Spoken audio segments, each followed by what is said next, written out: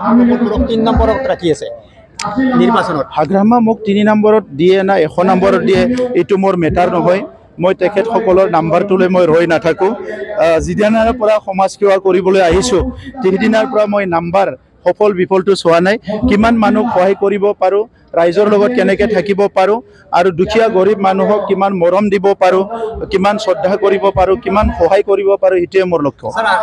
আৰু কৈছে যে ইউপিপিএলৰ মিটিঙত মানুহ নহয়, বৰষুণ দিলে মানুহ নহয়, মোৰ মিটিঙত বৰষুণ দিলেও মানুহ ছাতি লৈ থাকে। হাগ্ৰামাটো আৰু ঈশ্বৰৰ পৰা বৰ পোৱা মানুহ, ইয়াৰ বৰষুণ দিলেও থাকিব, তাত বৰষুণত যদি কিবা পৰিলেও থাকিব।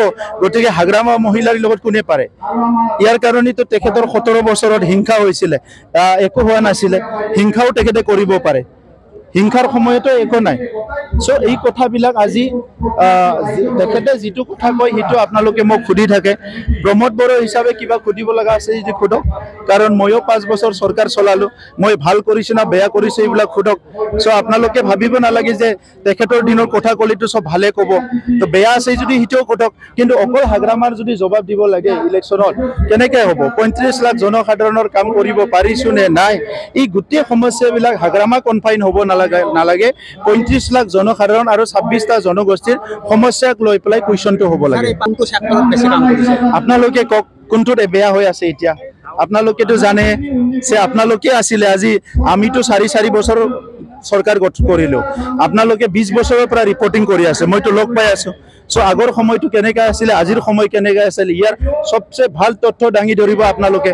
মইতো কমেই যে মই আজি 1800 স্কুল ঠিক কৰিলোঁ, 1600 কিলোমিটাৰ ৰাস্তা আমাৰ দিনত হৈ গ'ল, 40টা সমষ্টিত 40টা অডিটৰিয়াম, 52খন অডিটৰিয়াম বনালোঁ। এই গোটেই কথা আমি তথ্যটো দিব পাৰোঁ। হাগ্ৰামা মহিলাৰে সোধকচোন, 17 বছৰত কেইখন স্কুল ঠিক কৰিছিলে, কিমান কিলোমিটাৰ ৰাস্তা বনাইছিলে? এই কথাবিলাক সোধক আপোনালোকে, কিবা কওক।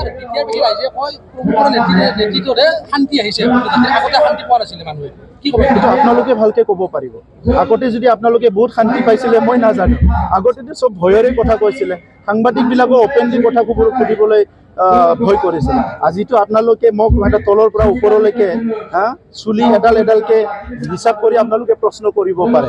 আগৰ সময়তো সাংবাদিকসকলে প্ৰশ্ন কৰিবই ভয় কৰিলে, কাৰণ কোকৰাঝাৰত সাংবাদিককো হত্যা কৰা হৈছিল, বহুত জায়গাত অপদস্থ কৰা হৈছিলে।